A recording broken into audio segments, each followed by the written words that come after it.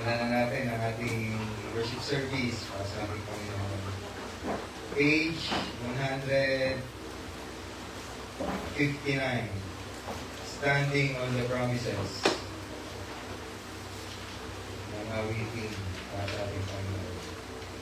Standing on the promises of Christ my King, through eternal ages and His praises we ready sing. Standing on the promises of Christ my King, through eternal ages let His praises ring. Glory in the highest I will shout and sing, standing on the promises of God. Standing, standing, standing on the promises of God, my Savior. Standing, standing, I'm standing on the promises of God. Standing on the promises that cannot fail.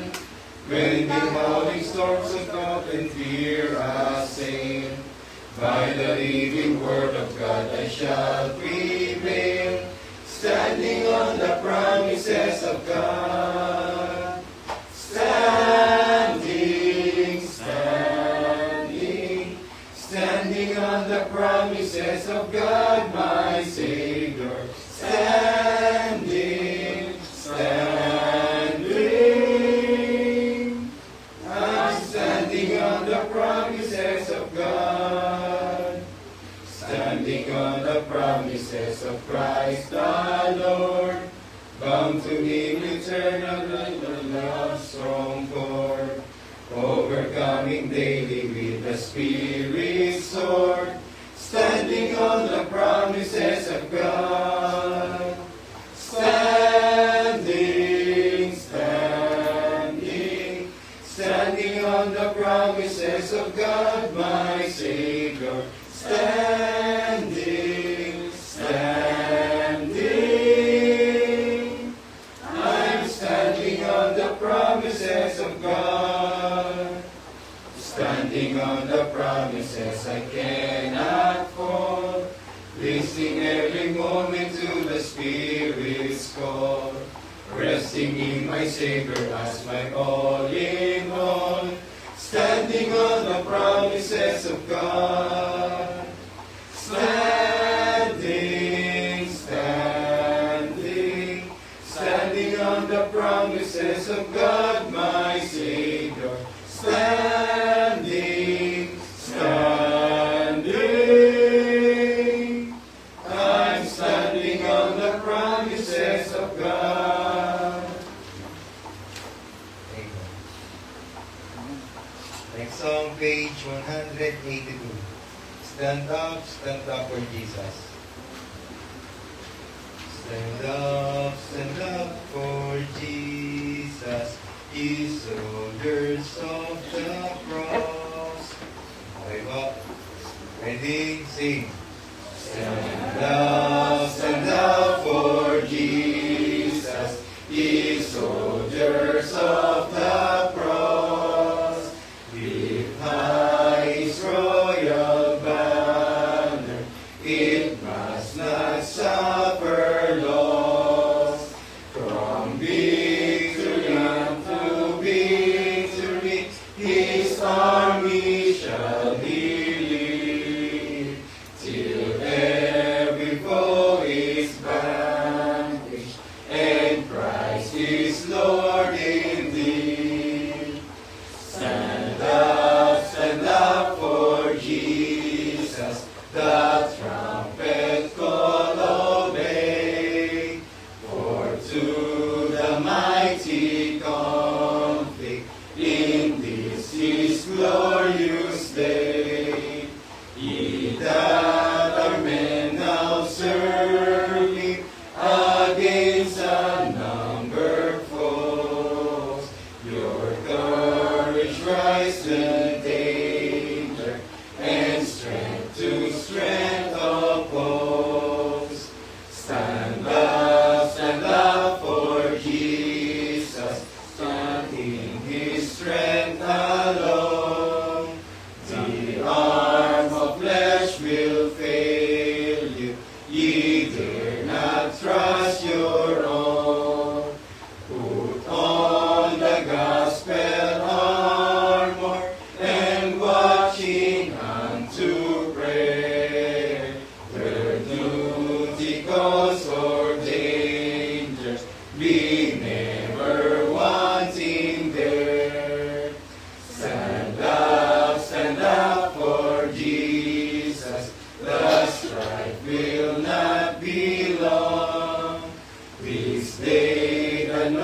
voice of battle, the next, the victor's song.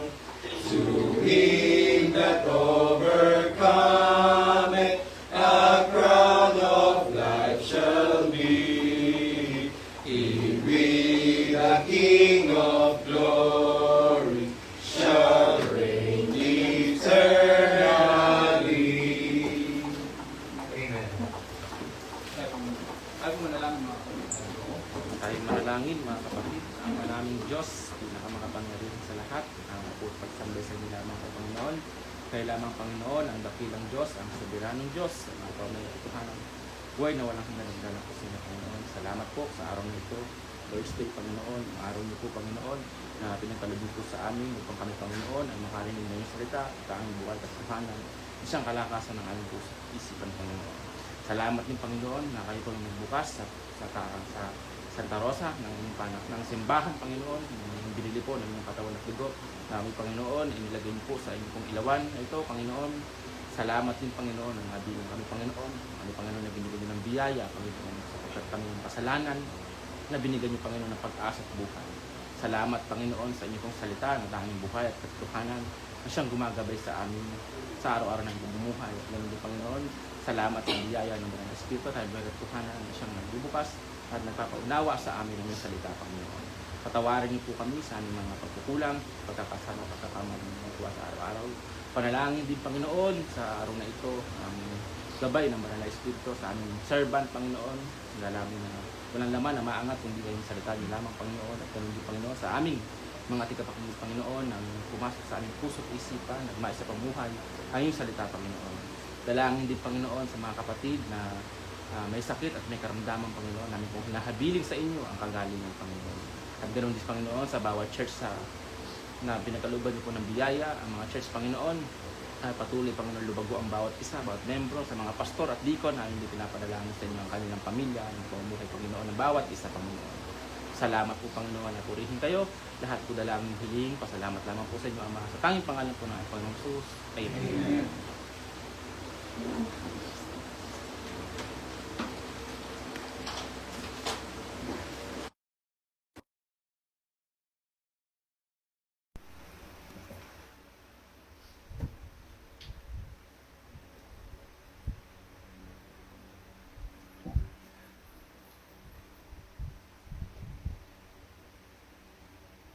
Ganda umaga pa, happy Thursday. Let's continue our scripture reading from the book of Psalm, chapter 119, verse 121 po. 121. I have done judgment and justice. Leave me not to mine oppressors. Be surety for thy servant for good. Let not the proud oppress me. Mine eyes fail for thy salvation, and for the word of thy righteousness. Deal with thy servant according unto thy mercy, and teach me thy statutes. I am thy servant, give me understanding, that I may know thy testimonies. It is time for thee, Lord, to work, for they have made void thy law. Therefore I love thy commandments above gold, yea, above fine gold. Therefore I esteem all thy precepts concerning all things to be right, and I hate every false way. Thy testimonies are wonderful, therefore doth my soul keep them. The entrance of thy words giveth light, it giveth understanding unto the simple. I opened my mouth and panted, for I longed for thy commandments. Look thou upon me, and be merciful unto me, as thou usest to do unto those that love thy name. Order my steps in thy word, and let not any iniquity have dominion over me. Deliver me from the oppression of man, so will I keep thy precepts. Make thy face to shine upon thy servant, and teach me thy statutes. Rivers of waters run down mine eyes, because they keep not thy law. Righteous art thou, O Lord, and upright are thy judgments. The testimonies that thou hast commanded are righteous and very faithful. My zeal has consumed me, because mine enemies have forgotten thy words. The word is very pure, therefore thy servant loveth it. I am small and despised, yet do not I forget thy precepts. Thy righteousness is an everlasting righteousness, and thy law is the truth. Trouble and anguish have taken hold on me, yet thy commandments are my delights. The righteousness of thy testimonies is everlasting. Give me understanding, and I shall live. I cried with my whole heart, hear me, O Lord. I will keep thy statutes. I cried unto thee, save me, and I shall keep thy testimonies. I prevented the dawning of the morning, and cried, I hope in thy word. Mine eyes prevent the night watches, that I might meditate in thy word. Hear my voice according unto thy loving kindness. O Lord, quicken me according to thy judgment. They draw nigh that follow after mischief. They are far from thy law. Thou art near, O Lord, and all thy commandments are truth. Concerning thy testimonies, I have known of old that thou hast founded them forever. Consider mine affliction, and deliver me, for I do not forget thy law. Plead my cause, and deliver me. Quicken me according to thy word. Salvation is far from the wicked, for they seek not thy statutes.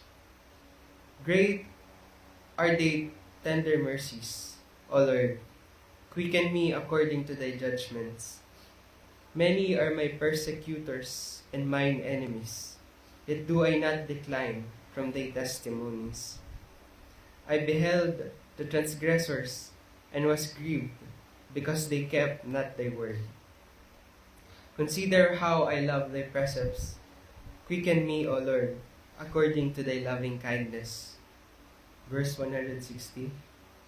Thy word is true from the beginning, and every one of thy righteous judgments endureth forever. Princes have persecuted me without a cause, but my heart standeth in awe of thy word. I rejoice at thy word as one that findeth great spoil. I hate and abhor lying, but thy law do I love.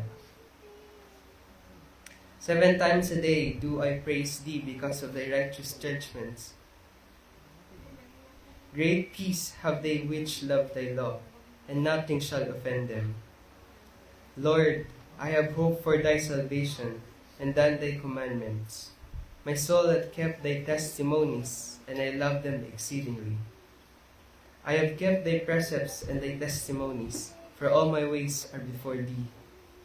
Let my cry come near before thee, O Lord. Give me understanding according to thy word. Verse 170. Let my supplication come before thee. Deliver me according to thy word. My lips shall utter praise, when thou hast taught me thy statutes. My tongue shall speak of thy word, for all thy commandments are righteousness.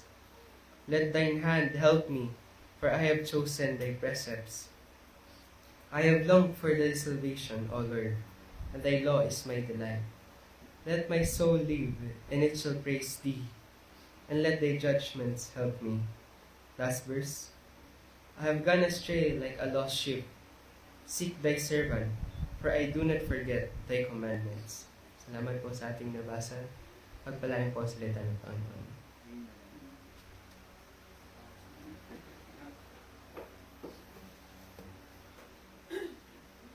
Last song po for this morning, 222. Revive us again. 222. We praise thee, O God, for the Son of thy love, for Jesus who died and is now gone above. Okay po. Ready, sing. We praise thee, O God, for the Son of thy love, for Jesus who died and is now gone above. Hallelujah, thine the glory. Hallelujah, amen. Hallelujah, thine the glory. Revive us again. We praise thee, O God, for the Spirit of light, who has shown us our Savior and scattered our night. Hallelujah, thine the glory. Hallelujah, amen. Hallelujah, thine the glory. Revive us again. All glory and praise to the Lamb that was slain, who has borne all our sins and hath cleansed every stain. Hallelujah, thine the glory. Hallelujah, amen. Hallelujah, thine the glory. Revive us again. Revive us again. Fill each heart with thy love. May each soul be rekindled with fire from above. Hallelujah, thine the glory. Hallelujah, amen. Hallelujah, thine the glory. Revive us again. Praise God.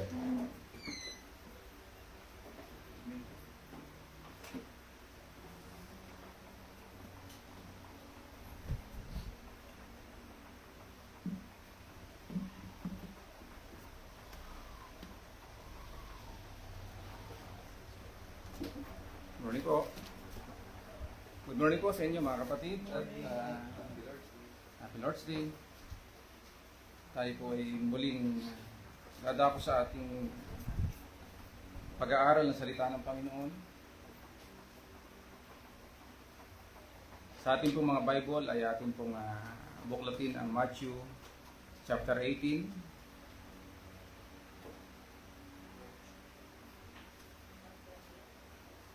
Chapter 18, verse 21 po mga kapatid. So, siguro po kailangan nating pag-aralan ang repentance and forgiveness. So, ang forgiveness po ay iginagawad ng Diyos doon sa binigyan niya ng pagsisisi, ng kakayahang makapagsisi. Ganon din naman po ang Iglesia ng Panginoon. Iginagawad po ang forgiveness and restoration doon sa taong nagre-repent. Yung merong godly sorrow, may fruit of repentance. Yan po yung ating, kasi sa ating po kapanahonan, dahil nga habang nagiging high-tech tayo sa mga technology, madaling nakakapagsabog ng lagim ang kaaway. Una-una sa mga porno. So yan, sa mga nakikita natin, at yung mga pang-akit din ng sanglibutan, madaling mangloko, dahil nandyan lang nakahiga ka lang, may dadating sa yung scam. So yan ang at higit sa lahat mga kapatid, nasa bahay ka lang, nagre-relax ka, pag open mo, andyan yung mga iba't ibang religion na magpapasok ng iba't ibang doktrina sa isip natin. So napakadelikado po sa ating kapanahunan. At kung hindi natin pagsisisihan, halimbawa nataniman tayo ng mali, na-attract tayo sa mali, natukso tayo ng last ng mali. So kinakailangan po diyang pagsisihan natin. At kung may tunay na pagsisisi naman po ay igagawad naman po ang kapatawaran, ang pagpapatawad. Sino po ba naman tayo? Ang Diyos nga, sabi nga ng iba, ang Diyos ay nagpatawad. Tayo pa naman bilang church o tayo pa naman bilang tao. Pero dapat merong repentance. Dapat may pagsisisi. Tunay na pagsisisi sa puso. Na may godly sorrow ka. So dito po basahin po natin. Ito po ay nagtuturo po kasi ang Bible ng pagpapatawad naman. Ayan, dito po sa 18 verse 21, sabi po rito, Nang magkagayoy lumapit si Pedro at sinabi sa kanya, Panginoon, makailang magkakasala ang aking kapatid laban sa akin na siya ay aking patatawarin hanggang sa makapito? Ayan ang tanong niya. At sinabi sa kanya ni Jesus, hindi ko sinasabi sa iyo hanggang sa makapito, kundi hanggang sa makapitumpung pito. 70 times 7. Jesus said unto him, I say not unto thee until 7 times, but until 70 times 7. So ganun na. Sa isang nagkasala at tunay nga namang nagsisi at tumalikod sa kanyang mga kasalanan, na-realize kung gaano kasama ang kanyang ginawa sa harap ng Diyos at sa mga tao, sa ginawa niya ng masama, yan naman po ay may pagpapatawad. May pagpapatawad po. Ayun po dito, hindi naman po hindi po. So kung pagdating sa pagpapatawad po sa nagkasala, dapat ay sagana po. May kasaganaan po tayo. Pero dapat masunod din po ang Biblia na yung humihingi ng tawad at nagsisisi sa kasalanan. So yan po ang ating pag-aaralan ngayon mga kapatid. Tayo po munang manalangin. Dakilang Diyos na makapangyarihan sa lahat. Salamat po Ama, papurihat. Pagluwalhati ay aming ibinibigay sa inyo Ama sa umagang ito. Kayo po ay patuloy naming masamba sa Espiritu sa katotohanan Panginoon. Naway kami po igabayan nyo sa aming pag-aaral tungkol sa pagsisisi at kapatawaran po. Ganun din po sa pagre-restore sa mga tunay na nagsisi at pananatiling hindi i-restore kapag walang pagsisisi. Dalangin po namin Panginoon na bigyan niyo po kami ng wisdom upang matutunan ang mga bagay nito Panginoon. Bigyan niyo po kami ng boldness bilang iglesia. Ganun din po ang inyong lingkod Panginoon na may pangaral ang naayon sa inyong kasulatan Panginoon, ang inyong kalooban Panginoon na walang takot, pangamba Panginoon. Dalangin po namin ang paggawaan ng Banal na Espiritu sa aming mga isipan, sa aming mga puso, sa aming pong pag-aaral at pagbubulay-bulay ng inyong salita. Sa mga bisita po, kami pong pinagtatagubin sila Panginoon, ang biyaya sa kanila, makasumpong patuloy ng habag sa inyo Panginoon. Dalangin po namin ang bawat isa, maging sa mga kapatid po Panginoon na pupunta pala sa lugar na to, dalangin po namin ang inyong pag-iingat Panginoon. Ang lahat po ito ay aming dalangin. Pasalamat sa pangalan po ng Panginoong Hesus. Amen. So, sino po ang dito po ay may humihingi po ng forgiveness. Ang tunay pong humihingi ng forgiveness ay yung tunay na yung nagkasala na nag-repent. Yun po ang yun po yung ipinakikita po dito.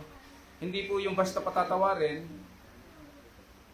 nang hindi naman nare-realize ang kanyang mga kasalanan at hindi ginagawa yung bunga ng pagsisisi. Yan po ay dito po tingnan po natin. Nandito rin po, basahin po natin yung parable ng Panginoong Kristo.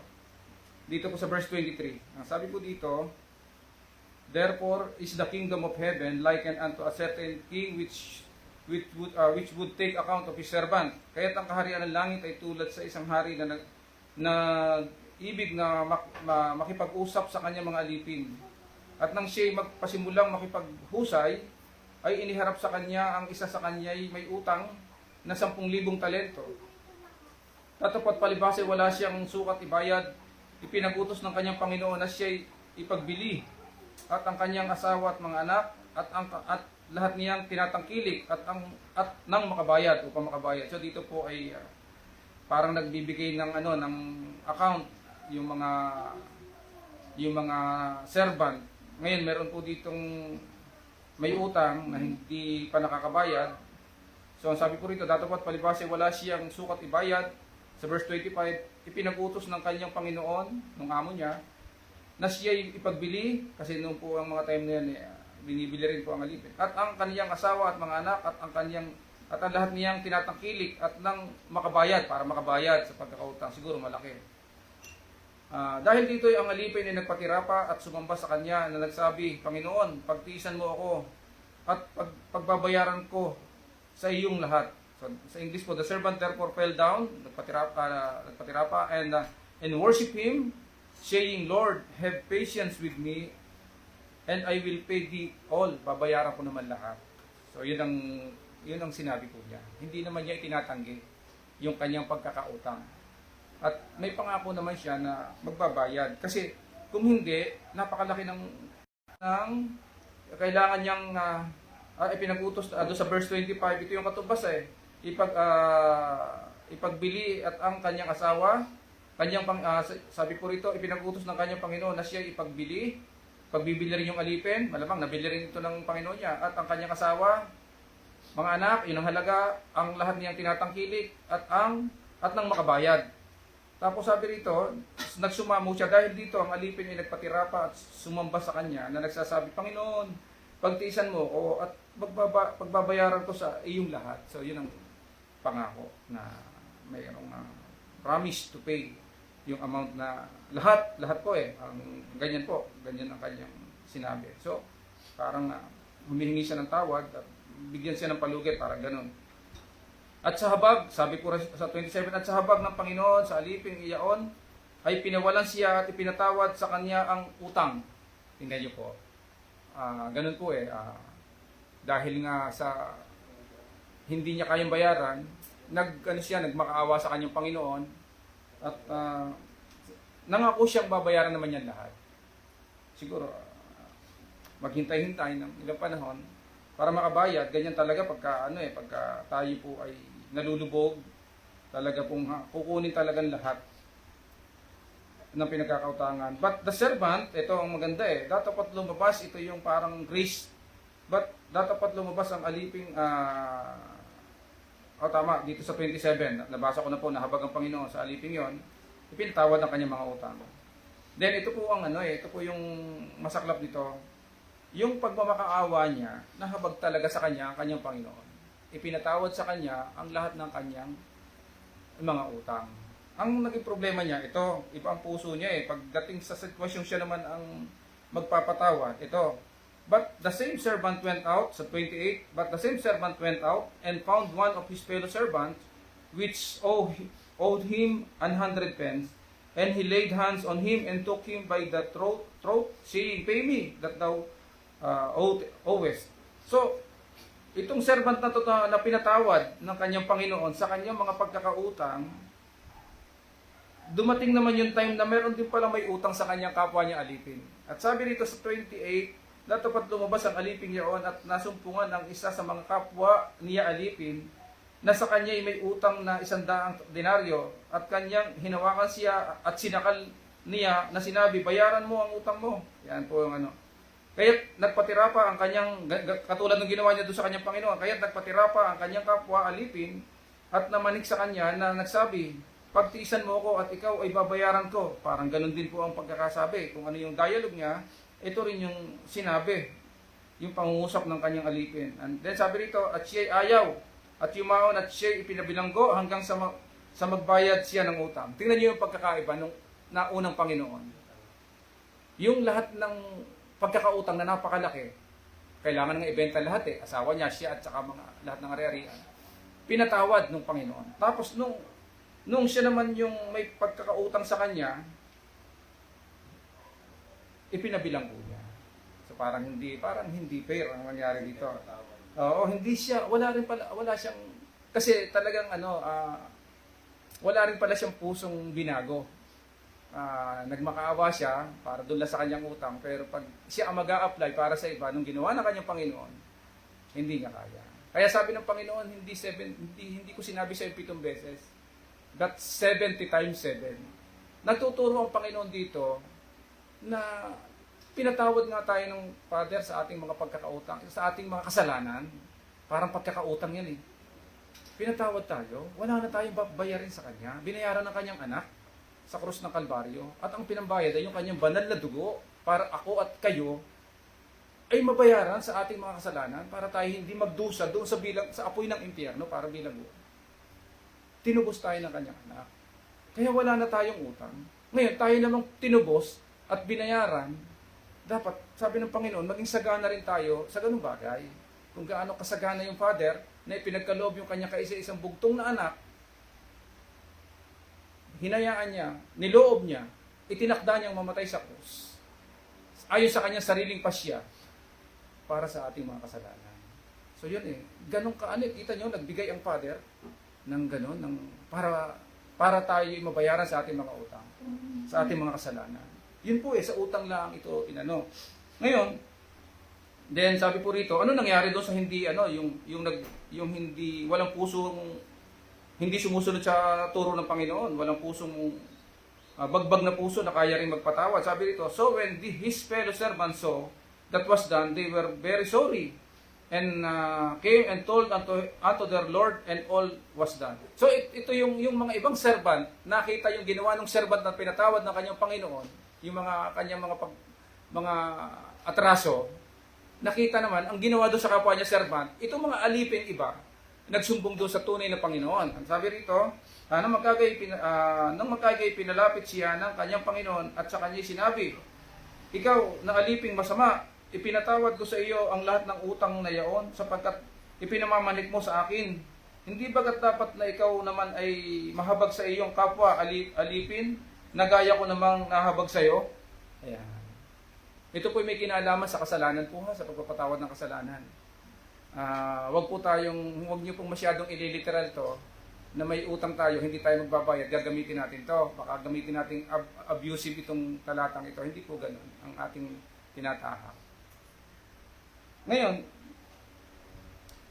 sabi rito sa verse 34, at nagalit ang kanyang Panginoon at ibinigay siya sa mga tagapagpahirap, parang binawi, hanggang sa siya'y magbayad ng lahat ng utang. Tinuluyan siya ng kanyang Panginoon kasi nga wala rin siya pusong may kakayahang magpatawad ng kasalanan ng utang sa kanyang kapwa. Gayon din naman ang gagawin sa iyo ng aking Ama na nasa kalangitan. Kung hindi ninyo patatawarin sa inyong mga puso ang bawat isa ang kanyang kapatid. So kung wala tayong ganon, kaya yung title natin, Repentance and Forgiveness. Kapag nag-repent, pinatatawad. Pero dapat tunay na nag-repent, hindi katulad ng isang servant na to na nag-repent nga siya dahil parang nangyari dito, nagipit lang siya Nahuli ka lang, nagipit ka lang, kaya ka humingi ng sorry. Hindi ganon. Dahil may parusa, natakot ka lang sa parusa. So yun ang nakita natin dito mga kapatid.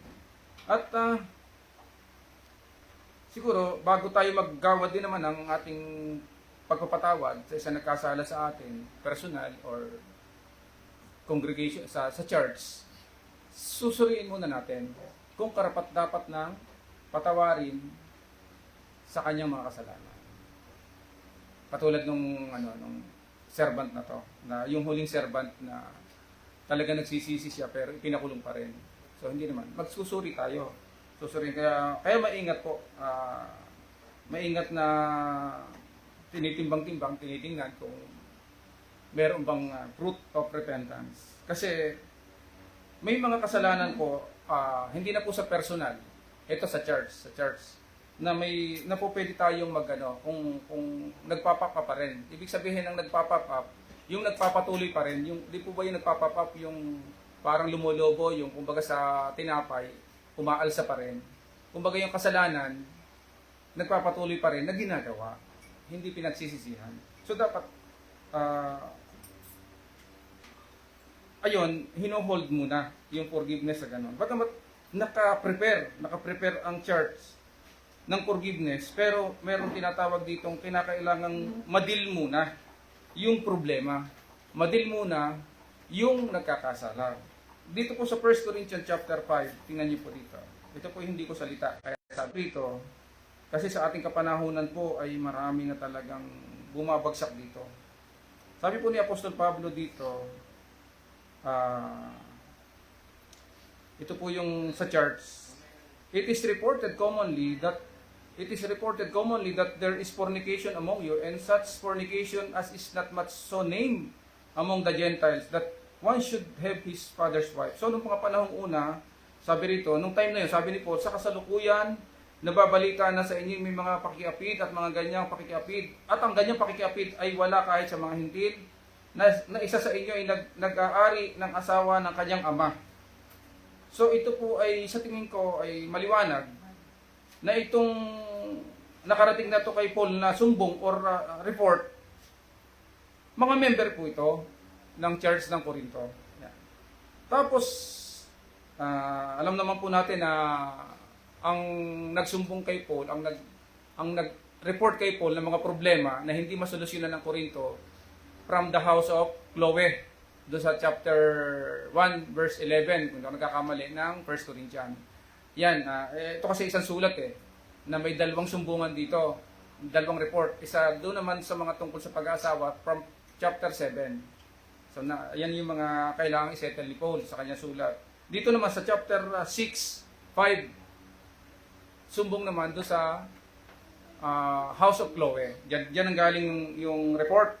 Ang report ay ganito, and ye are puffed up, sabi sa Tagalog, at kayo'y mga mapagpalalo. Ibig sabihin, imbis na yung church ay dinidil at nalulungkot doon sa mga nangyayaring bagay, parang masaya pa sila, nagpapalalo pa. Parang, at hindi kayo bagkus ng nangalumbay. Dapat nalulumbay ang church kapag may gumagawa ng ganyan. Hindi ang bagay yan, mabigat na bagay yan para sa church. Upang maalis sa gitna ninyo ang gumagawa ng gawang ito. Sapagkat ako'y sa katotohanan, bagamat wala sa harapan ninyo sa katawan, ngunit ako'y nasa harapan ninyo sa espiritu, aking ang hinahatulan na ang gumagawa ng bagay nito, na tulad sa ako'y naharap. Kaya lang, magdi-decide dito, church recommendation ni Paul. Sa pangalan ng ating Panginoong Hesus, nang nagkakatipon kayo, at ang aking espiritu na taglay ang kapangyarihan ng ating Panginoong Hesus, upang ang ganyan na ibigay kay Satanas sa ikawawasak ng kanyang laman, upang ang espiritu ay maligtas sa araw ng Panginoong Hesus. So may pasubali pa si Paul ng aligtas ang tao ito, na hatulan, i-discipline, yung parang ibigay na kay Satanas Kasi noong mga panahon pong yon, hindi ko lang alam kung sa ating kapanahon, pwede pa rin ma-apply. Merong mga kasalanan talaga na nagpapatuloy sa church. Bukod sa dinidiscipline yan, inaalis ng church, ibinibigay na rin kay Satanas for the destruction of the flesh. Merong kasalanang dapat ipanalangin, yung alam nating nagsisisi pa yung nagkasala, nagpapatuloy pa rin, aaten pa rin, tapos nagsisisi. So yun ang ating, may sinasabing ipanalangin. Tingnan niyo pa, puntahan po natin yung first John, sa ko ba na-lista yun? Hindi ko na po tanda. Ito. First John chapter 5 verse 16. Sabi po dito, ito. If any man see his brother sin, a sin which is not unto death, he shall ask and he shall give him life for them that is not unto death. Sa Tagalog, kung makita ng sino man na ang kanyang kapatid ay nagkakasala ng kasalanang hindi ikamamatay, ay idalangin siya at bibigyan siya ng Diyos ng buhay, na ukol sa mga nagkakasala ng hindi ikamamatay. May kasalanang ikamamatay, hindi tungkol dito ang sinasabi ko na idalangin niya. So mayroong kasalanang ikamamatay, sin unto death, na hindi dinadalangin. Tapos sabi rito, lahat ng kalikuan ay kasalanan, at lahat ng kalikuan ay kasalanan, at may kasalanang hindi ikamamatay. Sabi po ng hindi naman, meron daw kasalanan hindi kamamatay. Then hindi ko pala nabasa itong tama po, sa 16, and then 17. 16, 17, ayan. All unrighteousness is sin, and there is sin not unto death. Ganun pa man, lahat ng kalikuan ay kasalanan, pero meron daw kasalanan hindi kamamatay. We know that whosoever is born of God sinneth not, but he that is begotten of God keepeth himself, and the wicked one touch him not. So, yung sabi rito, nalalaman natin na ang sino mang ipinanganak ng Diyos ay hindi nagkakasala, datapwat ang ipinanganak ng Diyos ay nag-iingat sa kanyang sarili. Nag-iingat hindi pinababayaan ang kanyang sarili, nalugmok, at hindi siya ginagalaw ng masama. Kapag nag-iingat ka dahil may takot ka sa Diyos, hindi ka magagalaw ng masama, katulad ni Joseph, na ilang araw-araw siyang tinutokso ng asawa ni Paraon. Pero tumatakas siya. Ang problema, ang mahirap, hindi ka tumatakas. Yan po ang dito. So yan po ang nakikita natin dito. So may kasalanan pong sinasabi na ikamamatay. So dumarating po talaga nung unang panahon na kaya siguro inirekomenda ni Paul na ibigay ang ganyan kay Satanas for the destruction of the flesh. parang nga hindi na damay sa church. At iniisip pa nga ni Paul, maganda pa nga upang ang kanyang spirito ay maligtas sa huling araw. So may paano pa rin si Paul. Kaya lang, yung kasalanan niya, siguro nagpapatuloy. Pero ang kagandahan lang po nito, mga kapatid, na-restore ang taong ito. Na-restore. Na-restore po siya nung bandang huli. Siguro na-realize na. Pero nung una, matinding ginagawa nito. Yun ang suggestion, yun ang recommendation ni Paul. Biyaya lang para makabalik ka. Kasi ang hirap talaga pag nalubog sa kasalanan. Ang hirap makabalik kung walang Diyos na kung hindi ka talaga ligtas. Kung ligtas ka, makakabalik Kasi sabi rito, we know that whosoever is born of God, sinneth not. Ang ibig sabihin, hindi ka magpapatuloy sa kasalanan. Hindi ka mabubuhay sa kasalanan. Sino ba namang hindi nagkakasala? Kaya nga dapat may dapat ipanalangin at merong sabi rito, may sin unto death at merong sin not unto death.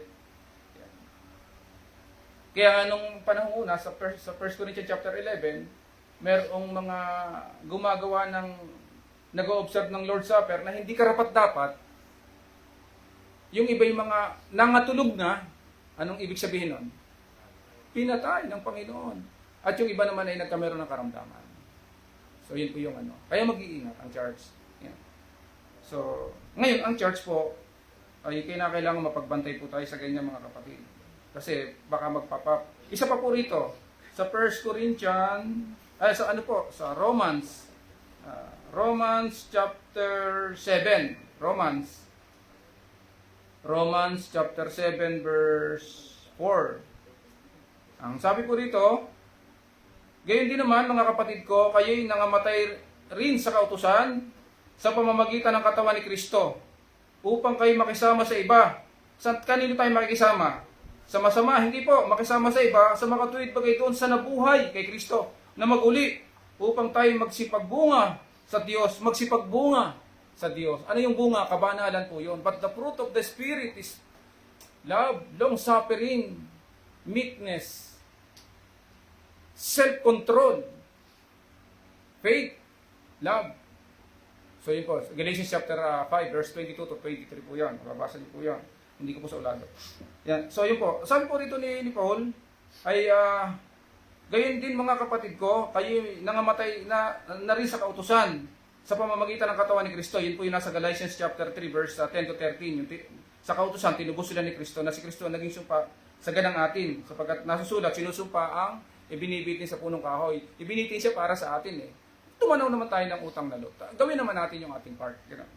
Tapos sabi ko rito, sa verse 5, For when you were in the flesh, the motions of sins, yung motions of sin, yung gawa ng kasalanan, sabi rito, which were by the law, did work in our members to bring forth fruit unto death. Sapagkat nang tayo nangasalaman, ang mga pitang salarin na pawang sa pamamagitan ng kautusan ay nagsisigawa, yun, motion of sin, sa ating mga sangkap upang magsipagbunga sa kamatayan. So yun, kaya mag-iingat po tayo. Yung motion of sins na gumagawa sa mga parts of sangkap ng ating katawan, ang sabi po rito ay upang magsipagbunga sa kamatayan. Imbis na magbunga ka sa katwiran ng mga fruit of the Spirit, ay magbunga sa ikamamatay sa kamatayan. Pwedeng physical to. Kasi sa Korinto, may mga physical talagang nangatulog. Yan po yung sinasabi dito sa ating Kaya si Paul po kaya sumulat po dito sa Korinto. Una, maraming problema ang Korinto.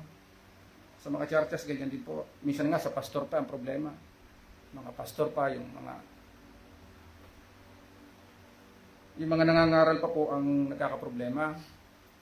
So kaya po ipanalangin niyo po maging yung mga tumatayo sa pulpito kasi hindi naman po kami glorified body. Maging kayo, hindi po kayo glorified body. Kaya dapat din natin ipanalangin ng bawat isa. Ang church sa kabuuan, yung mga men, yung mga ladies, yung mga individual, maging yung mga bisita. Atin po ipapanalangin. Kasi pag tayo nahulog sa kamay ng Diyos, talagang kamatayan po ang bunga niya. Kung hindi man tayo sa kamatayan physical. Kasi marami na pong akong naranasan na nakita sa mga churches na nasisilo po sila. Hindi po sila, may mga churches po talaga na minsan bumabagsak sa doktrina, maling doktrina. Minsan naman natatangay ng hindi mananampalataya. Natatangay ng hindi mananampalataya. Yan. Minsan naman natatangay ng mga pleasures of life, yung mga bisyo. May mga kilala po ako na dati nating kasamahan na maling doktrina. Hindi ko alam kung makakabalik pa. Wala na ako doon sa iglesia. Na-send na po ako dito sa inyo. Doktrina ang problema. Yung iba naman, nawala na sa sarili dahil sa drugs. Oh. Yung iba naman, naligawan ng lalaking unbeliever, hindi na nakabalik sa church. Kaya dapat ipanalangin po natin ang bawat isa. Kasi matindi ang hila ng kasalanan, matindi ang hila ng kaaway. At pag walang biyaya ang Panginoon, ay, tayo po ay umaasa lamang po sa biyaya ng Panginoon. At yung mga iyan po ay pag inano po natin yan, inallow natin sa church, ang mangyayari. Sabi po rito sa 1 Corinthians, tuloy po natin 1 Corinthians chapter 5 verse 6, sabi po rito, your glorying is not good. Itong mga Korintong ito, noong time na yun, hindi siguro nila sinetel hanggang sa nakarating kay Paul. Know ye not that a little leaveneth the whole lump? Yan, yun daw yung counting libadura ay nakapagpapakumbo sa buong limpak. So alam na alam po ito ng mga nagbe-bakery. Tapos sabi rito, alisin ninyo ang lumang libadura upang kayo maging bagong limpak na tulad sa kay walang libadura, sapagkat ang kordero ng ating Paskwa o ng Passover lamb ay naihain na si Christ. Paulit-ulit po natin sinasabi, yan po yung gospel Sa makatuwid bagay si Kristo. Tapos sabi rito, kaya nga ipangili natin ang pista hindi sa lumang libadura dito sa atin, ni sa libadura man ng masamang akala at ng kasamaan, kundi sa tinapay na walang libadura ng pagtatapat ng katotohanan. Yung pala yung talinhaga. Yung ibig sabihin pala nun, libadura ng pagtatapat at ng katotohanan. Kapag member ka ng church, dapat ang nakikita, parang libadura ng katotohanan, ay yung walang libadura, sabi, tinapay na walang libadura, na yung tinapay na walang libadura, ng pagtinapay ng pagtatapat at ng katotohanan. Yung wala palang libadura. Nagkamali ako ng unang mga. So, tinapay na walang libadura ng pagtatapat at katotohanan. So, dapat ganyan po ang member ng church. May pagtatapat, marunong ka magtapat, at tapat ka, at nagtatapat ka, at ikaw ay makatotohanan. Makatotohanan. Ibig sabihin, totoo kang tao. Totoo ka. Totoo kang tinubos ni Kristo. Kaya sabi po rito, I wrote unto you in epistle not to company with fornicators. Kaya po, sinulat ko sa inyo ito sa aking sulat na huwag kayong makisama sa mga mapakiapid. Ito po yung mga grounds for church discipline or termination. Talagang remove from membership. Sabi po rito, tunay nga hindi ang ibig sabihin ay sa mga mapakiapid sa sanglibutang ito, hindi yung mga unbeliever na mapakiapid sa sanglibutang ito ang tinutukoy, kundi yung mapakiapid dito sa church. O sa mga masasakim at mga manglulupig o sa mga mananamba sa Diyos-Diyosan, sapagkat kung gayo'y kinakailangan magsialis tayo, kayo sa sanglibutan, hindi yun ang tinutukoy niya Kasi nga, kung ang tinutukoy dito mapakiapid ay yung mga nasa labas, at naiiwasan natin, saan tayo pupunta? Mamumundok o aalis na tayo dito sa sanglibutan para maiwasan sapagkat ang sanglibutan ay punong-puno ng mga kasalanan at pakikiapid. Ang tinutukoy ay doon contained sa church. Church po tinutukoy dito. Yan po yung sinasabi rito na wag makisama. Ngayon, tapos sabi po rito, but now I have written unto you not to keep company if any man that is called a brother. Ayun, ang tinutukoy sa loob ng church, be a fornicator. So yung pag-fornicator, covetous, yung masakim talaga, yung alam naman nating mapagsamantala sa kapatid. Yung covetous kasi yung parang ito yung maruming paraan ng mapang-angkin at maruming paraan din ng pag-aangkin ng salapi o property. Sa Bible nga, sa Exodus nga, chapter 20, ang kinukubit, pati tahanan, pati asawa ng kanyang kapwa kubet, yung inaangkin mo, yung kinukubet mo. Ganun sa ating panahon naman, usually pera. So ayan. Ano ba? Huwag kayong makisama sa kanino man tinatang na kapatid kung siya ay mapakapit o masakim o mananamba sa Diyos-Diyusan. So yung mananamba sa Diyos-Diyusan, iiwasan din po yan. O mapagtungayaw, yung ang bibig ay parang ano ba yung popcorn, yung naglalagutukan ang mga mura, yung mga pagtungayaw, maglalasing, yan, maglalasing o manglulupig, extortioner, sagay huwag man lamang kayong makisalo. Ang sabi rito ni Paul, sapagkat ano sa akin ang humatol sana nga sa labas, hindi baga kayo magsisiyatol sa mga nasa loob. Ang church, siya yung magdidiscipline, siya yung hahatol sa mga nasa loob. Yung hatol na pinagagawa lang ng Panginoon, hindi naman yung hahatulan mo siya na yung wrong judgment, yung hindi, ang dapat righteous judgment. Kung ano yung utos ng Panginoon, yun ang i-judge mo para hindi tayo magkasala, para hindi tayo sumobra naman. Yeah. But to them that are without, God judgeth. So pagka hinatulan ng church, yung mga nasa loob, pero yung mga nasa labas, hindi natin sagot yun. Ang Diyos ang hahatol doon. Nakakatakot kapag ikaw ay nasa labas na ng iglesia at ikaw ay patuloy sa paggawa ng kasalanan. Tandaan mo, sabi rito, Diyos ang hahatol, hindi na church. Ang church naman, ano yan, kamayan ano yan, mga tao yan, congregation niya ng Panginoon, katawan niya ng Panginoon. Humahatol sila, alinsunod sa utos ng Panginoon. Medyo ano ka pa dyan.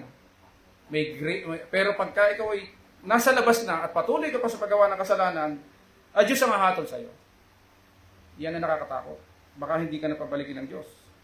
Tapos sabi rito sa 6, tingnan mo po dito sa 6, 1 Corinthians chapter 6, verse 9, sabi po rito, ayan, dito kasi, dito yung kwento nito, yung 6, mga nagdidimandahan ng magkakapatid. Kaya wag niyo gagawin niya mga kapatid. Yung kayo halimbawa, nautangan kayo, tapos iniisip niyo parang ginugood time ako ng taong ito Laki na dahil sa akin, hindi ako binabayaran nito hiyain ko to, ididimanda ko to sa labas o ibabarangay ko to. So hanggat mapapag-usapan kapatid, pag-usapan natin dito sa iglesia. Wag natin munang ilabas. Wag niyong ilabas. Dito muna tayo. Kung kapatid sa kapatid. Parang kumbaga sa family sa family lang. Sa loob lang ng pamilya. Wag na sa mga kapitbahay. Kasi mamaritisin lang tayo ng mga yan. Pagpuputaktihin tayo ng chismis ng mga yan, ng mga nasa labas. Kaya dito pa lang, ayusin natin. Wag na natin ilabas. Yan. Ang sabi po rito, kasi dito may dimandahan. Kaya lang, ang matindi rito, itong bandang chapter 9, may mga problema pa rin ganito, sabi ni Paul. Know ye not that the unrighteous shall not inherit the kingdom of God?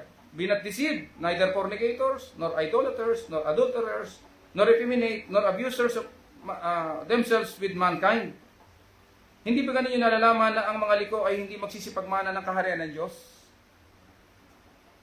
Huwag kayong padaya kahit ang mga mapakyapid, ni ang mga mananamba sa Diyos-Diyusan, ni ang mga mangangalunya, ni ang mga nang bababae, ni ang mga nakikiapid sa kapwa lalaki. So mga baklayan, mga tomboy. Tapos sabi rito, ni ang mga magnanakaw, kasi may mga member na ganyan na dapat i-purge. O umaaring, yan, ang dati ganyan sila, pero binago na sila ng Panginoon. Sabi rito, ni ang mga magnanakaw, ni ang mga masasakim, ni ang mga, ano ba yung masasakim, kubetos, ano po, ni ang mga manglalasing, ni ang mga mapagtungayos, yung mga manglalasing po, kasama na doon yung maninigarilyo, at saka yung mga gumagamit ng illegal drugs. Noong mga panahon po namin, nung panahon namin, nung high school, ang uso nun, marijuana. Hindi pa uso nun yung makabago ngayon. Ang uso nun, mga X Pinoy. Nakikita ko doon, nung ako'y nasa Makati. So, may maglalaro ng basketball, titira muna ng X Pinoy. Ayaw ko, parang tabletas yata. Tapos saka maglalaro ng basketball, pag nandun na rin, doon titira kasi ano na nga, hindi ko alam kung hindi pa naman ako nakaranas ng X Pinoy At talagang may X po siya. So, kasama po yung mga bisyo.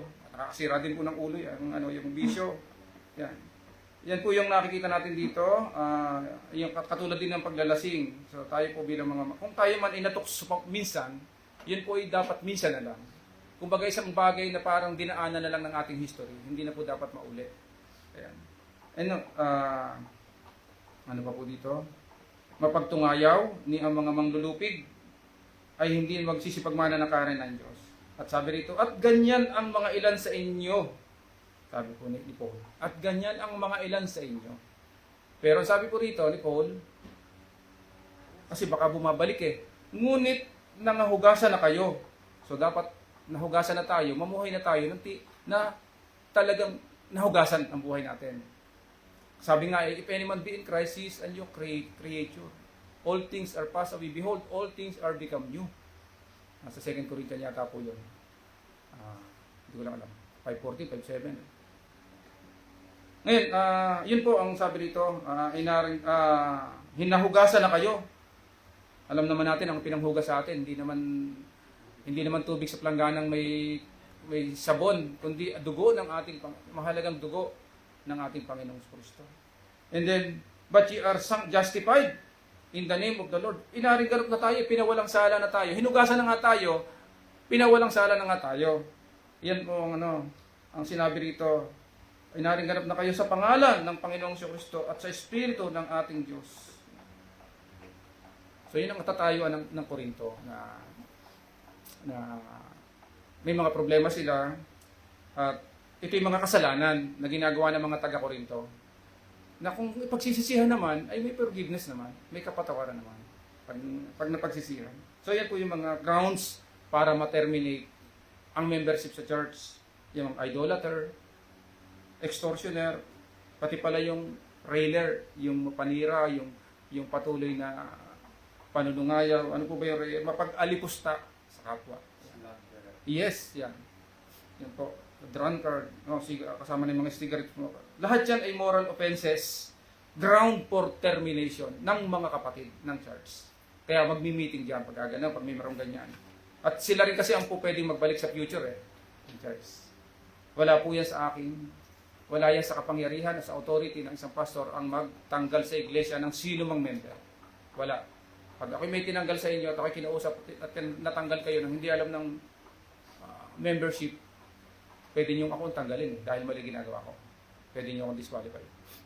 Kaya pag may rito, discipline, nating lahat, hindi ko o hindi niya, nating lahat. So, kaya maraming mag-i-inflict sa kanya ng punishment. Yan. Sa unang tanong, pwede ba silang, yan yung mga nagkasalang ganito. So inuna natin yung mga kasalanan na subject for yung hatulan ng Panginoon, yung pinapatay na minsan, yung iba naman nakakasakit, yung iba naman ay for church discipline, yung iba nakakabalik dahil nare-realize, katulad ng prodigal son, na-realize naman yung kanyang kamalian. Sino ba naman tayo? Parang yung father ng prodigal son, welcome ang kanyang anak nung bumalik. Dapat ganun din tayo. Hindi lang 7 times, 70 times 7. Ganun po ang ating dapat kondisyon ng ating puso. Yan. Ngayon, ang tanong po, dito sa mga ganito nagkasala, may ano po ba sila? Pwede ba silang ma-restore uli sa membership? Halimbawa, natanggal sa membership. O kaya, kung hindi man sa membership, halimbawa ako, na-disqualified ako, pwede ba? May nakasulat po sa mga. Pagpaaralan natin. May pwede at may hindi. Pwede naman po, sabi sa Bible po. Kasi dito sa Matthew chapter 18, 21-22, binasa natin, na text kanina, ay mayaman ang church sa pagpapatawad, yun ang itinuturo ng Panginoon. Pwede naman. Pwede natin silang i-forgive or patawarin. Pero dapat ayon din lang sa ayon sa kautusan ng Panginoon. Meron kasing kung sila'y tunay na nag-repent sa kanilang mga kasalanan. Yan. Ito po yung mga ilang indicators. Kung i-gauge natin ang ating mga kapatid, siyempre Bible ang gagamitin nating pang-gauge. Kung ano yung nakasulat sa Bible, ito po yung ating standard wala nang iba. So i-gauge natin kung paano sila makakabalik. Unang-una, nag-a-ask sila ng forgiveness in public kasi sa church ka nagkasala. Kasi kung walang public confession, paano natin i-restore ang isang kapatid kung hindi alam ng church na siya nakapagbalik loob na? Ano mangyayari? Manghuhula tayo na kailangan 6 months na, 3 months na, o 1 year na, pwede nang ibalik. Katagal na yan Hindi po yan ang indicators. Yan. Pakiramdam natin, pwede na siya, or wala po kasing time limit dito. Kung ang pagbabasihan dito kung kailan na-restore talaga siya sa Panginoon, kung kailan siya in-restore ng Panginoon. At yun naman ay mag-e-effect sa kanya kapag may pag-ano na sa kanyang Panginoon, yung godly sorrow, binibigyan na siya ng Panginoon, kung talagang tunay siyang anak. So yun po ang makikita natin dyan, hindi po natin pwedeng ibalik dahil sa awa, dahil naawa lang tayo, o dahil na-intimidate tayo, may sinasabing tao to, may posisyon sa government, or mayaman, kaya kailangan ibalik na natin, na dahil hindi na siyempre, malaki ang offering nito, siyempre, hindi pa ito nakarestore, hindi ito mag-o-offering. Mali yun, mali po yun. Magiging materialismo tayo. Hindi rin naman po pwede yung halimbawa, ako pastor, ibabalik niyo ako dahil loyal lang kayo sa akin. Naawa kayo sa akin, loyal kayo sa akin. Pero hindi pa naman ako nahingi na sorry kahit kailan. Ibabalik niyo ako, di nauto ko kayo. Tapos ako naman, nung ibalik ako ng church, babalik nga ako dahil gustong-gusto ko ang pulpito. Gustong-gusto ko ang pagiging pastor. Hindi pa naman ako nahingi ng sorry doon sa mga ginawa ko sa inyo. Ganun din sa isang member na i-restore. Dapat nahingi po ng sorry sa church. Kaya hindi po minsan magdududa kayo sa pagpapastor ng isang pastor kapag siya'y wala sa kanyang bokabularyo yung paghingi ng sorry, yung hindi marunong humingi ng sorry. Magaling pa yung mga member, marunong humingi ng sorry. Pero pag pastor lang, hindi marunong humingi ng sorry, mahirap yan. Ikaw ang tinitingnan ka ng mga member Kung ano yung attitude mo, minsan ginagayan kasi nga pattern minsan.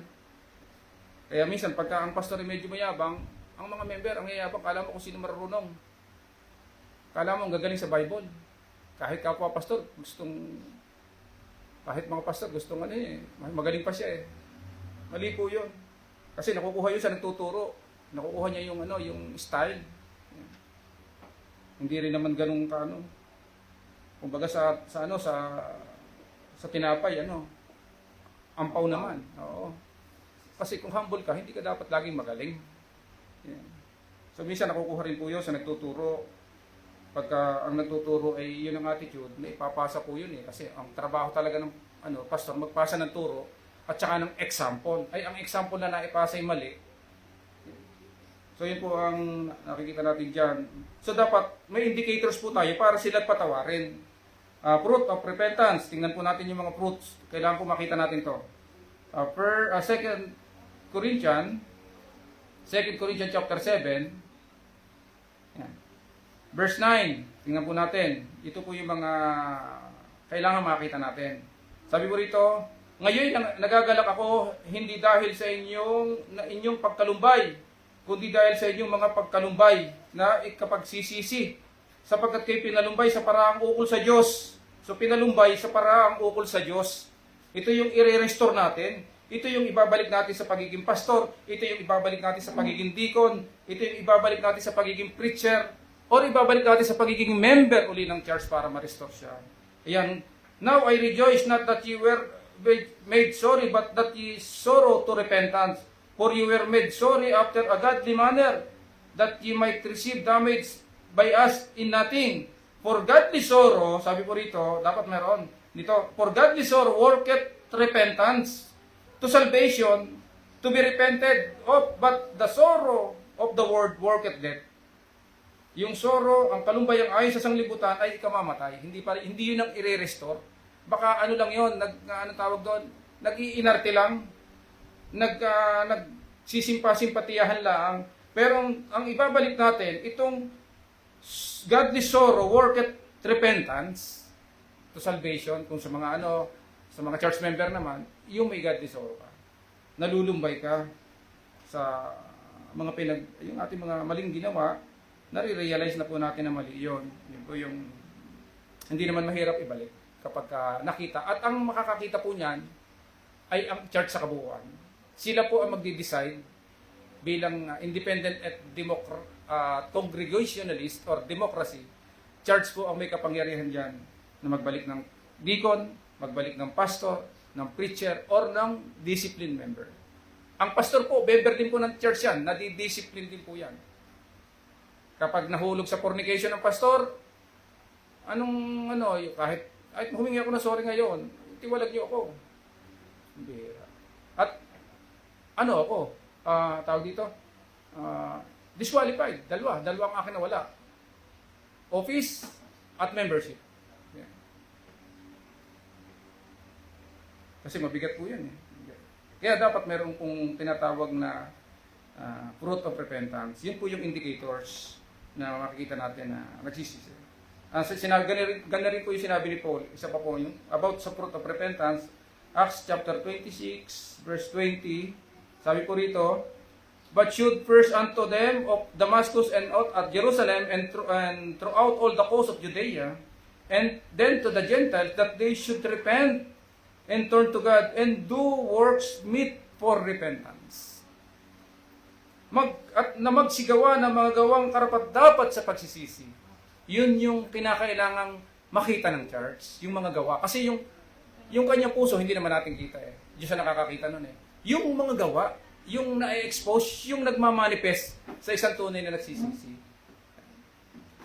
Isa na doon, yung paghingi ng sorry, pag-ako ng kanyang kamalian, at hindi ka na-open at hindi ka nagagalit sa church na nag-discipline sa'yo, o na nag-disqualified sa'yo. Hindi mo siya paghihigantihan. Yan. Ibig sabihin, na-restore ka na ng Panginoon. Sa Diyos na galing yung fruit of repentance na yan. Yung God de sorrow, tsaka yung fruit of repentance, lahat yan, ginawa ng Diyos sa iyong puso. Kaya ibinabalik ka na niya. At yan ay makikita ng church para ma-restore. Dito at kung hindi talaga at kung hindi kakikitahan ka ng church ng ganyan, kahit maglupasay ka, hindi ka ibabalik ng church. So yun lang nakikita ko dito. Sa Luke chapter 15, tingnan natin. Luke chapter 15, verse 17, sabi po rito, ito po yung sa yung kalibughang anak, kung hindi ako nagkakamali. Sabi po rito, datapot ng siya makapag-isip, sa verse 17, ay sinabi niya, ilang mga alilang upahan ng aking ama ang may sapat at lumalabis na pagkain at ako rito ay namamatay ng gutom. Kasi ito yung nagkasala sa kanyang ama, ito naman yung pagdating sa pera, kinuha yung kanyang mana eh. Dumating ang time na na siya, naghihirap na, naubos yung kanyang, nalustay na lahat, kasi nga, kaya nga tawag alibughang anak eh, lustay na anak, or the prodigal son. So yun ang ginawang title ng yung mga theologian, sabi dito. Tapos sabi niya ito, magtitindig ako at paroroon ako sa aking ama at aking sasabihin sa kanya, Ama, nagkasala ako laban sa langit at laban sa iyong paningin. Hindi na ako karapat-dapat na tawaging anak mo. Yan ang tunay na nagsisisi. Gawin mo akong tulad sa isa sa iyong mga alilang upahan. May pagpapakumbaba. At siya'y nagtindig at pumaroon. Iniisip pa lang niya yung gagawin niya. Ito nga, ginawa niya. At siya'y nagtindig, gumawa ng aksyon. At pumaroon sa kanyang ama. Datapot samantalang nasa malayo pa siya, ay natanawan na siya ng kanyang ama. At nagdalang habag, tingnan niyo po, kapag katunay na nagre-repent ang isang anak, nagdadalang habag yung kanyang ama, sabi rito. At nagdadalang habag at tumakbo. So ganyan ang gagawin natin kapag kayo nire-restore na siya ng Panginoon. Kapag lumalabas na yung fruit of repentance. At tumakbo, hindi palayo at niyakap siya sa leeg at siya hinagkan. Ganun siya pinakitunguhan ng kanyang ama. At sabi rito, at sinabi ng anak sa kanya, Ama, nagkasala ako laban sa langit. Kaya mo bang sabihin yan kung ikaw'y nagkasala? At sa iyong paningin, hindi na ako karapat-dapat na tawaging anak mo. Sabi rito, dapat sinabi ng ama sa kanyang mga alipin, dalhin ninyo, tingnan niyo yung attitude ng kanyang father, yung karakter ng kanyang father. Karakter ng father, ng attributes ng ating amang nasa langit. Dapat sinabi ng ama sa kanyang mga dapat sinabi ng ama sa kanyang mga alipin, dalhin ninyo rito madali. Okay, tama. Nasa 22 po ako. Dapat sinabi ng ama sa kanyang mga alipin, dalhin ninyo rito madali ang pinakamabuting balabal at isuot ninyo sa kanya at lagyan ninyo ng singsing ang kanyang kamay at mga pangyapak ang kanyang mga paa. And then, ayan, at kunin ninyo ang pinatabang guya at inyong patayin at tayo magsikain at mga katuwa. Parang yung anghel sa langit na pag may isang makasalanang nagsisi, nagagalak sila, nagre-rejoice sila in the presence sa kalangitan. Hindi ko po makota, hindi ko pa masyadong Hindi ko matanda kung saan passage yun, naisip ko lang. So, ganun din po dapat ang church. Kapag may nagbabalik loob, nakita natin yung mga indicators, na-gauge natin sa pamamagitan ng salita ng Diyos, ito yung gauge, yung ating gagamitin pangsukat sa Kanya, nakita natin naman na nakatulad na siya ng kalibughang anak na to, sino ba naman tayo para hindi siya i-welcome? Para hindi siya ibalik, i-restore. Kung pastor man siya, na-disqualified, di ko na na-disqualified, church member na ano tawag doon, na discipline. Kasi pag discipline, ang category mo, parang visitor ka na lang sa church. Hindi ka member talaga ng church. Wala kang no participation in the church meeting, walang boses. Doon sa time na yun, ipakikita mo ang iyong dito, yung long suffering, ipakikita mo. Kasi inalis ka nga sa church role. So ibabalik ka ulit doon kapag nakakitahan ka ng repentance, yung fruit of repentance. So yan po yung nakita natin dito sa Alibugang Anak. So godly sorrow worketh repentance. Sabi, the work of the Holy Spirit in the sinner's heart, ito po yung para ma-acknowledge niya yung sinful acts na ginawa niya based doon po sa salita ng Panginoon, ina-acknowledge niya.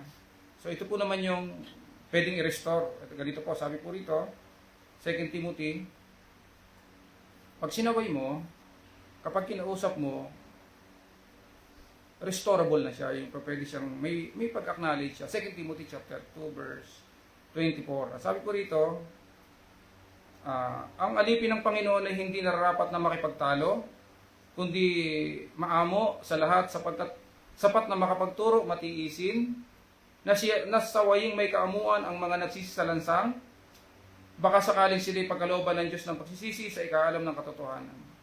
So, ang Diyos ang nagkakaloob po ng pagsisisi, and that they may recover themselves out of the snare of the devil, who are taken captive by him at his will. So, at sila'y makawala sa silo ng dyablo na bumibihag sa kanila ayon sa kanyang kalooban. Yan. So, bigyan ng instruction. Yung mga oppose themselves, baka sakaling makabagang Diyos pagkalooban sila ng pagsisisi. So, Diyos ang nagkakaloob niya. Ipanalangin natin sa ganyang bagay na ang Diyos ay mag-grant ng repentance. At pag na-grant ang repentance, magkakameron niya ng sorrow. Parang ang Israel, doon sa time na mako-convert ang Israel, nasa hula po yan. Tingnan niyo po dito. Ngayon, sabi, concerning the gospel, they are enemies. But concerning the election, they are the beloved. Sa 11:28 po yan ng Romans. Mababasa nyo. Pero, enemy sila pagdating sa gospel. Kaya sa ating kapanahonan, may hirapan tayo mag-witness sa mga Israelita kung tayo nasa Israel. Kasi, pag gospel lang yung ipapasok sa kanya, they are the enemies. Hindi pa panahon nila eh. May timetable po ang Panginoon eh. May takdang araw ang Panginoon dyan. Tingnan niyo po pag dumating yung takdang panahon, kapag ang Diyos ay nagbibigay na ng yung kukunin ka na, yung ililigtas ka na ng Panginoon o aalisin ka na sa kasalanan, tingnan niyo po. Sa Zechariah, chapter 12, Zechariah, where are you? Zechariah. Chapter 12. Yan, sabi po rito, sa verse 10, ang sabi po rito, sa verse 9 muna, and it shall come to pass in that day that I will seek to destroy all nations that come against Jerusalem. Alam naman natin to sa huling araw po ito, sa time ng tribulation. Tapos dito, and I will pour upon the house of David. So, ang Diyos ang magbubuhos, siya ang kikilos, and upon the inhabitants of Jerusalem, the spirit of grace. Kapag ibinuhos na yan, iginawad na yan ng Panginoon sa isang sinner na kanyang elect, yung spirit of grace and of supplication, pati yung supplication, yung kanilang mga daing, yung kanilang mga panalangin, ibubuhos din sa Panginoon din po galing sa spirit of grace and of supplication. And they shall look upon me whom they have pierced. So titingin ngayon sila, doon sila tatanggap at sasampalataya sa Panginoon. And they shall mourn for him, magmumurn sila as one mourneth for his only son, and shall be in bitterness, ito yung godly sorrow, for him as one that is in bitterness for his firstborn. In that day, there shall be a great mourning in Jerusalem as the mourning of Hadadrimon in the valley of Megiddo. Katulad doon ng pagmumor ng Israel nung may mamatay, hindi ko alam kung si Josiah tinutukoy dito ng Hadadrimon, doon sa Valley of Megiddo, na talagang nag-mourn, nanangis ang bansang Israel. Ganito pag ang Panginoon ay bibigyan ka na ng repentance, yung bansang Israel. Because ibubusay yung spirit of grace and supplication, yung pagtawag mo, sapagkat ang lahat ng tatawag sa pangalan ng Panginoon ay mariligtas. Ito yung time na tatawag uli sila sa pangalan ng Panginoon. Mula nung sila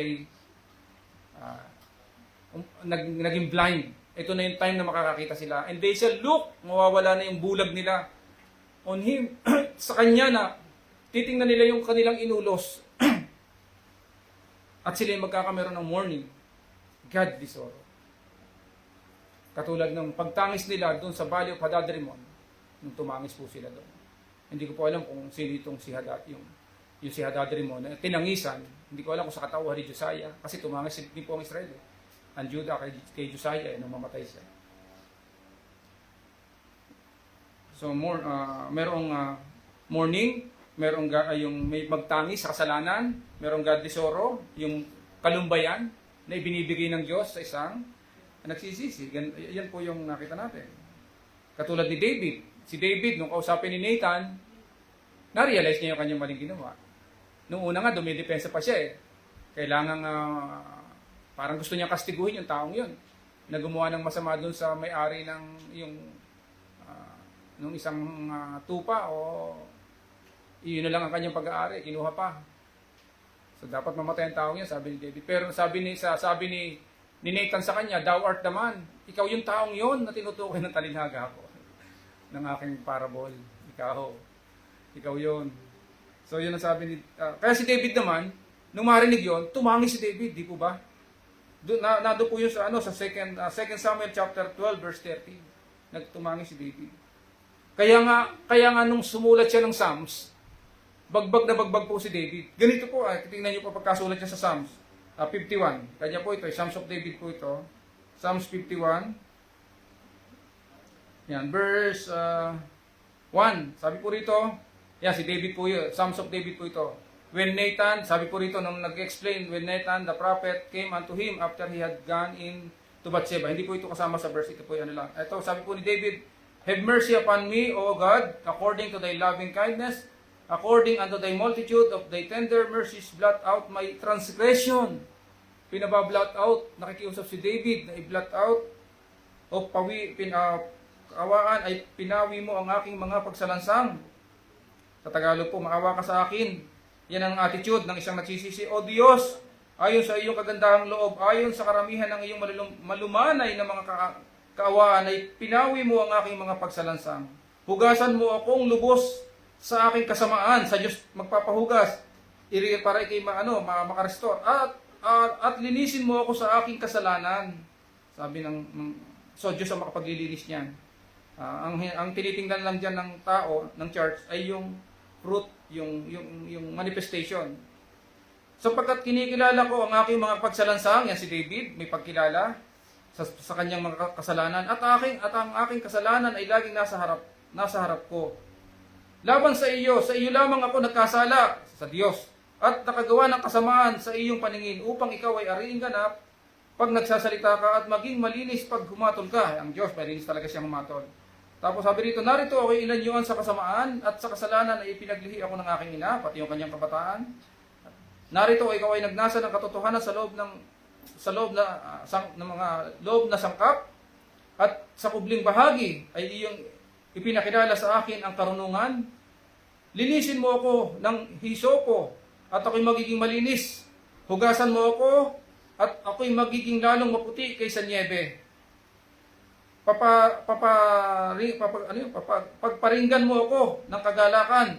Make me to hear joy and gladness, that the bones which thou hast broken, kapag ikaw ay malayo sa Diyos, kapag ikaw ay nag-transgress sa Diyos, katulad ng butong na durog, na broken o nabali. Yan ang mga mararamdaman ng isang tao. Kung tunay siyang Kristiyano pero kung baliwala, hindi ka Kristiyano. Tapos sabi rito, hide thy face from my sins and blot out all mine iniquities. Diyos lang ang blot out niyan ng mga kasalanan yan. Create, tapos pag binlot out yan ng Diyos, create in me a clean heart. O God, siya rin na makikreate ng iyong pusong malinis. And renew, siya rin na may kakarahang magbago, mag-renew a right spirit within me. Yan. Create in me a clean heart, O God, and renew a right spirit within me. Bigyan mo ako ng bagong espiritu. Yung spiritual uling buhay. Yung banal uling buhay. Ibalik mo po ako doon, Diyos. O Diyos. Bigyan mo ako ng pusong ganon at lagyan mo ako ng espiritong ganon. Diyos lang ang may kakayahan yan. Yun ang inaabangan. Yun ang aabangan. Tapos sabi rito, huwag mo akong paalisin sa iyong harapan at huwag mong bawiin ang iyong Santong Espiritu sa akin. Ibalik mo sa akin ang kagalakan upang kagalakan ng iyong pagliligtas at alalayan ako ng kusang espiritu. Yan. Restore unto me the joy of thy salvation. So kay David naman, hindi naman nawala yung salvation. Ang pinare-restore niya, yung joy ng salvation, na dulot ng pagkaligtas ng Diyos sa kanya. Yan ang pinare-restore. Dahil nawala eh. Yung joy na yon, dahil siya nasa transgression, nawala yon. Then uphold me with thy free spirit. At alalayan ako ng pusang espiritu. At pag nagkaganyan, di nakabalik ka na. Na-create, na inamin mo na yung kasalanan mo, na-realize mo na, nalungkot ka sa kasalanan mo. At nung nando ka, para kang binalian ng buto, ang hirap ng buhay mo. Yan ang kalalagayan mo kung ikay anak ng Diyos eh.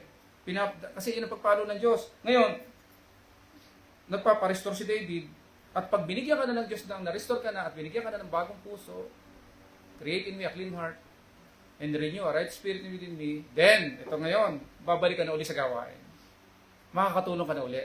Sabi rito, then, will I teach transgressors thy ways? Pwede pa palang magamit uli. Hindi pala, no? Huwag kang hindi para kang nag-uungkot sa isang sulok. Hindi ako gamit-gamit. Hindi. Pag nirestore ka ng Panginoon, magiging kagamit-gamit uli.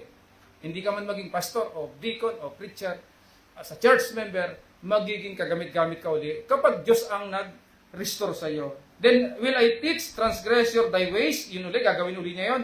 And sinners shall be converted unto thee. Gagamitin pa siya doon sa mga makasalanan para ma-convert.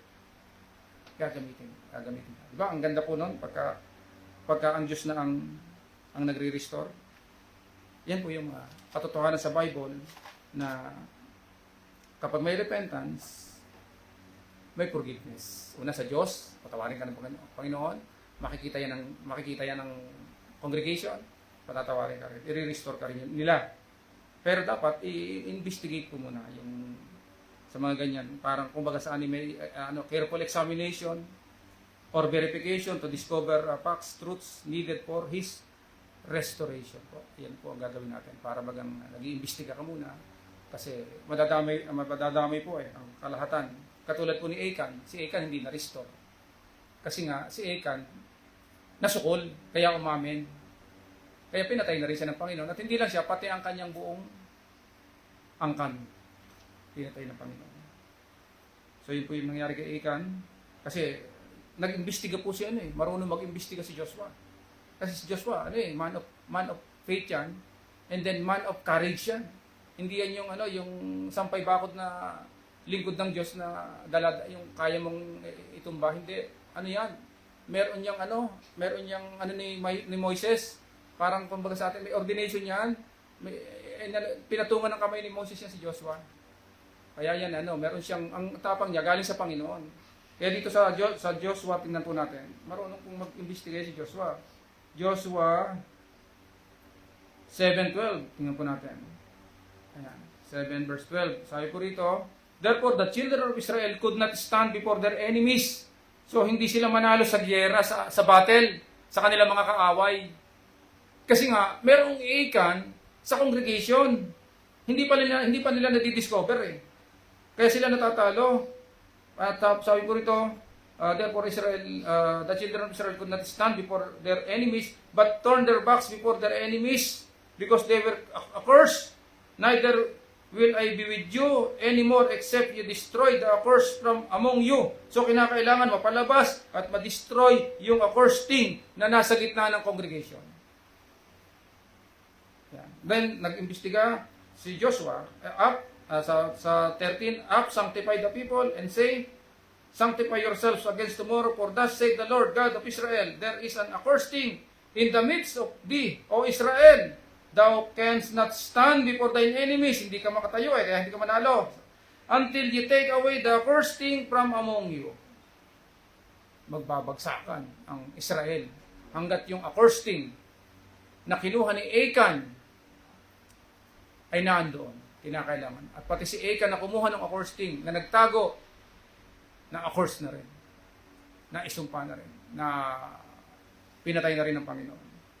So yun po yung, kung babasahin pa natin dito, thou cannot stand before thine enemies until ye take away the accursed thing from you. Yun po yung solusyon para makabangon uli ang Israel. Ma-remove. At ang problema, remove permanently po ang ginawa. Hindi na-restore si Achan kasi talagang hindi tama ang kanyang ano. Tsaka yun ang gusto ng Panginoon. Hindi katulad po nung in the case of yung mapangalon niyang lalaki doon sa 1 Corinthians chapter 5 verse 1 na i-restore po yun. Na-i-restore po yun ng church. Kasi si Paul na nag-recommend na i-purge yun or alisin sa membership, si Paul din po ang nag-recommend na ibalik. Malamang may nakapagsabi rin kay Paul. Parang bata pa rin po ang mga Korinto ang time niya. Kasi hindi sila makapag-decide sa kanilang sarili bilang iglesia. Hindi ko alam kung may pastor sila or deacon man lang. Pero siguro meron. Kaya lang, may present pa ang mga apostol. Ang mga apostol kasi ang sanggunian. Sila yung direct revelation from the Lord Jesus Christ. At sila yung nagbibigay nagpapasa ng mga turo kina Timothy, kina Titus, sa mga churches. Kaya sila yung sinasanggunian. At yung recommendation nila napakahalaga. Galing sa Panginoon. Pero ang doon kanya recommendation, pero ang action, yung decision ay sa church. Sa church po. Yun po ituro ni Paul. So, siya po yung dagan. Kaya lang po, mga kapatid, medyo nagtagal din po bago na-restore yung nagsisi naman Kaya may restoration po Dapat po, wag natin kalilimutan, pwede tayo mag-restore kung in accordance to the word of God, yung nangyayaring repentance sa kanya. Na may nakikita tayong, may nasisilayan tayong pag-asa sa taong yun na binalik na ito ng Panginoon. Katulad ni David, na ni-restore yung kanyang puso, ni-restore, binigyan siya uli ni-renew yung kanyang spirit, at saka binigyan siya nag-create uli ang Panginoon ng bagong puso sa kanya. Then, saka siya ni-restore. Ganun din naman po, itong nag-recommend na patalsikin, siya rin yung nag-recommend na i-restore sa church. Kaya lang po, ang pagitan, ganito mga kapatid ang church po ang magdidetermine yan kung gaano katagal, kung kailan i-restore. Wala po tayong patakaran na 3 months, 6 months, 1 year, 3 years. Sigun po yan doon sa nakikita natin kung ka-restore na siya. Kasi ito pong 1 Corinthians, itong nangyari itong yung incestus man na to, sa 1 Corinthians chapter 5, napa-restore siya, nirecommend siya ni Paul na ma-restore, doon pa po sa ikalawang sulat niya sa Corinto. Ay, ang pagitan po niyan ay kung AD 54 to 55, yung unang sulat niya, nasulat niya, mga 56 to 57, basta may mga 1 taon, hanggang 2 taon po ang pagitan. So sabihin na natin 1 taon kalahati bago napa-restore yung mapangalon niyang member ng church. Pero dahil nga po na ang Diyos ang nagbibigay ng pagsisisi, na-restore. Pwede naman pong wala pang 6 months mapa-restore kung nandiyan na yung hayak na yung indicators, yung mga indicators na nagsisisi siya. Pwede pong ibalik nang hindi ganun katagal. Baka nga ho nagtagal-tagal pa nga yun Baka nga pang-restore na Baka lang baka nakalimutan na ng mga taga-Korinto. Yung pala naman, pwede nang i-restore. Kaya lang inabot ng ganon, siguro si Paul, nakita niya, okay na to. Ba't hindi nyo pa ba't hindi pa naka-restore? Kaya inirecommend niya. Kasi medyo nagtagal-tagal nga So, posibleng yan po yung mga ganyang bagay ang nakakita natin. May restoration din naman po sa church. Tingnan po natin. Sa 2 Corinthians chapter 2, verse 6 to 8. Sabi po dito, sufficient to such a man is this punishment. So sukat na, tapos na, okay na yon. Sapat na, sabi. Sufficient to such a man is this punishment. So may punishment talaga sa nagkakasala. Which was inflicted of many. Yung punishment na yon, doon sa nagkasala, sa 1 Corinthians chapter 5, verse 1. Sabi, sufficient to such a man. Tama na yung punishment na ginawa nyo. Sufficient na yon. Pero ang nag-inflict, hindi si Paul. Which was inflicted of many and church. Yung many, plural So, church ang nag-inflict. Siya yung nagpataw ng parusa. Doon sa 2 Corinthians chapter 2, verse 6 po yan. Tapos sabi rito, upang bagkus ninyong patawarin siya. So may pagpapatawad. Ito yung restoration. Ito yung forgiveness. So that contrariwise, ye ought rather to forgive him. Patawarin naman siya. And comfort him. Iko-comfort siya pag pinatawad. Hindi yung lagi pag-uusapan yung kanyang maling ginawa. And comfort him, lest perhaps such as should be swallowed up with overmuch sorrow. Tagalog, upang bagkos ninyong patawarin siya at aliwin siya. Baka sa anumang paraan ay madaig ang gayon ng kanyang malapis na kalumbayan. Baka naman may na siya, ma-depress na. Iko-comfort yan pag ibabalik na. Basta na ibalik, i-comfort. Hindi na kalimutan na yun kasi pinatawad na siya ng Panginoon, pinatawad na rin siya ng church. Magagamit na uli sa gawain. So, yan po yung ating rito. Yan po yung sinasabi ng... Then, ito pa, ang isa, sa verse 8. So, i-restore. Then, wherefore, dahil dito, ipinamamani ko sa inyo na papagtibayin ninyo ang pag-ibig sa Kanya. Yan. Bukod sa i-restore siya, wherefore I beseech you, nakikiusap, sumasamo si Paul, that you would confirm your love toward Him. I-confirm o ibalik o patibayin, pagtibayin ang inyong pag-ibig sa Kanya kapag ka ibinalik. I-confirm yung inyong love toward Him, sabi po ni Paul. So ganun, di po ba kompleto ang Bible? Kompleto po ang kumbaga kompletos recados. Pag nagkasala, pinaparusahan ng church, which was inflicted of many. Yung punishment na yon. So, church ang nagbigay ng punishment. Na yun naman ay ginagawa ng church, executive. Kumbaga saan ang church ang executive department. Siya yung mag-execute ng yung mga utos ng Panginoon. Kaya niya ginawa yun, utos ng Panginoon, hindi yun basta ginawa ng church na walang utos ng Panginoon. Executive ang church. Hindi siya legislative at hindi siya judiciary na siyang yung hahatol sa Hindi. Ginagawa lang niya yung hatol ng Panginoon. At ang inihahatol niya, yung hatol ng Panginoon. Ine-execute lang po ng church habang tayo nabubuhay pa. Then, nakita natin, may kapangyarihan siyang magpunish. May kapangyarihan din siyang magpatawad. Binigyan siya ng kapangyarihan ng Diyos na magpatawad. And then, at mag-restore. At pagka-restore, anong gagawin? Confirm your love toward Him. Tapos na yung inflicted punishment sa Kanya. Of many. Tapos na po doon. I-restore, i-confirm ang ating love sa Kanya, i-comfort siya. So yun. Kaya lang, doon sa karapat-dapat. Hanggang dito lang po mga kapatid. Pagpalain po kayo. Magandang araw po. Happy Thursday po mga kapatid. Tayo pong magtapos sa panalangin. Brother,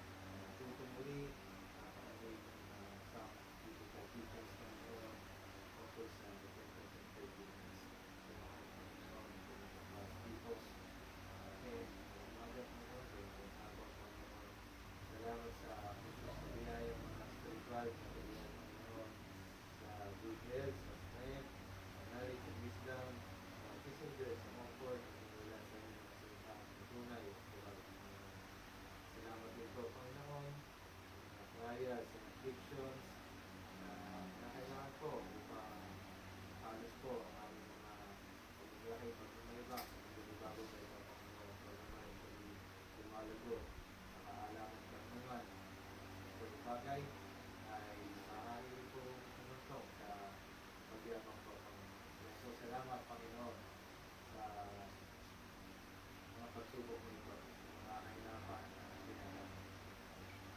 Ang hindi po pinapanalangin Panginoon, ang katatawaran palagi Panginoon, bigyan po niyo po lagi kami na puso, Panginoon, puso, baba, awan sa inyo, Panginoon. Alam po na Panginoon, na hindi po mercy ay pagbago araw-araw. Hindi po, Panginoon, nawa, hindi namin napusulit, Panginoon, at meron po kami, pero yung repentance, Panginoon, at katuluyang pagtalikod sa mga nagagawang kamalian. Sa salamat sa inyo, Panginoon. Aming dinadala